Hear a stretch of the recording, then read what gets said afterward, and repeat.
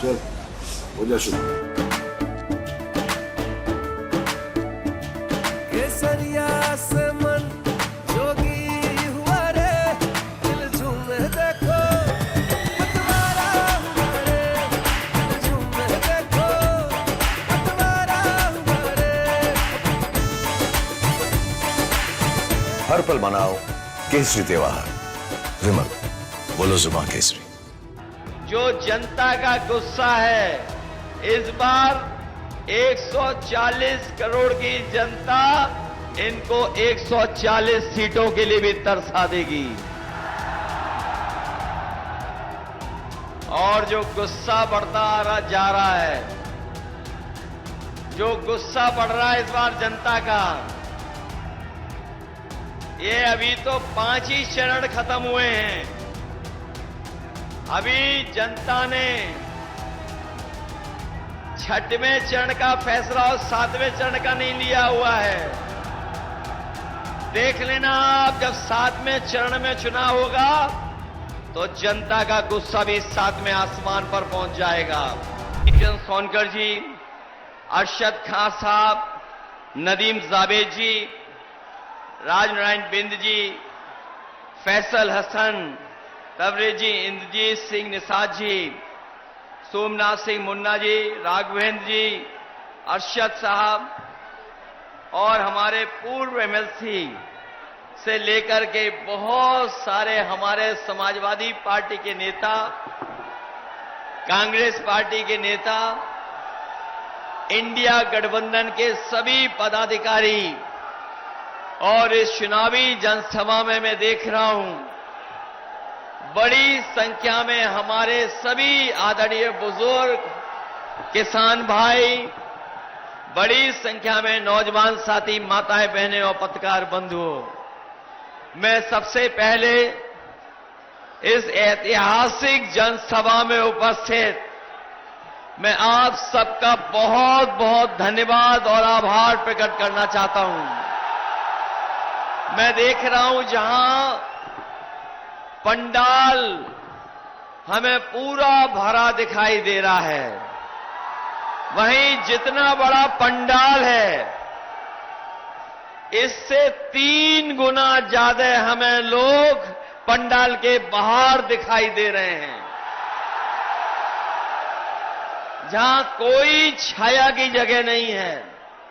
तपती दोपहरी में बाईं तरफ, हमारे बाएं और मंच के पीछे तक, दाईं तरफ बड़ी संख्या में दूर तक हमें लोग दिखाई दे रहे हैं।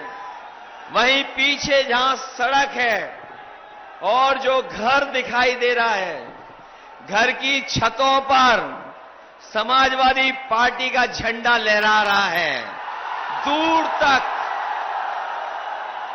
दूर तक हमें लोग दिखाई दे रहे हैं।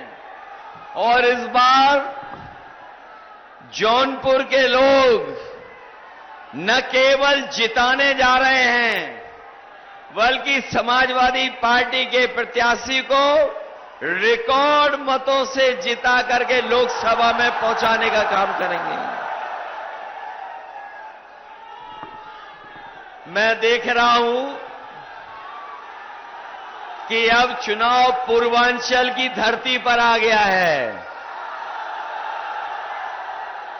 और जो जोश, उत्साह और जिस तरीके से पार्टी के लिए हमें समर्थन दिखाई दे रहा है, इस बार पूर्वांचल से भारतीय जनता पार्टी का एक भी सांसद जीत करके नहीं जा पा रहा है। जहां अभी तक मैं कहता था, 5वें चरण के चुनाव तक मैं कहता था कि 80 लोकसभाओं में एक सीट पर लड़ाई है, वरना पूरी सीटें इंडिया गठबंधन जीत रहा है। लेकिन जिस समय प्रयागराज का समर्थन मिला है, इधर आजमगढ़, और आजमगढ़ से आगे जो समर्थन मिल रहा है, इधर जो जौनपुर वालों ने तैयारी कर ली है इस बार तो लग रहा है कि देश के प्रधान सांसद जी अपनी क्यूटो लोकसभा से भी हारने जा रहे हैं। और इस बार इनका कोई मैनेजमेंट नहीं चलने वाला। जो मैनेजमेंट कर रहे हैं, दिल्ली से बुला करके सब लोगों को मिलकर के मैनेजमेंट कर रहे हैं, लेकिन जो जानकारी मिल रही है, इनके अपने लोग ही इनको हरा रहे हैं। जो लोग 400 पार का नारा दे रहे थे, 400 पार के नारा देने वाले 400 हारने जा रहे हैं। यहां तो सब पढ़े लिखे लोग हैं। अगर कोई 400 पार नारा देगा तो इसका मतलब ये हुआ,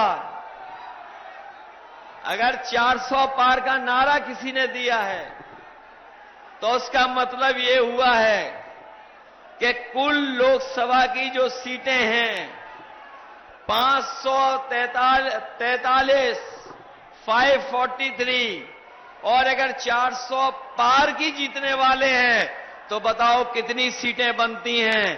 केवल 143 सीटें बनती हैं।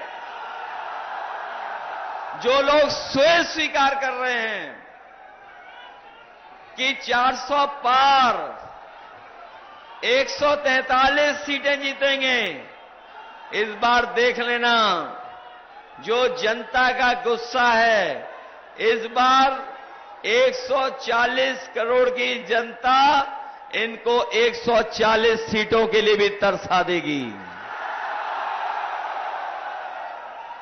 और जो गुस्सा बढ़ता जा रहा है, जो गुस्सा बढ़ रहा है इस बार जनता का, ये अभी तो 5 ही चरण खत्म हुए हैं। अभी जनता ने 6वें चरण का फैसला और 7वें चरण का नहीं लिया हुआ है। देख लेना आप, जब 7वें चरण में चुनाव होगा तो जनता का गुस्सा भी 7वें आसमान पर पहुंच जाएगा। इनका इस बार सफाया होने जा रहा है। ये वही भारतीय जनता पार्टी के लोग हैं जिन्होंने कहा किसानों की आय दोगुनी कर देंगे।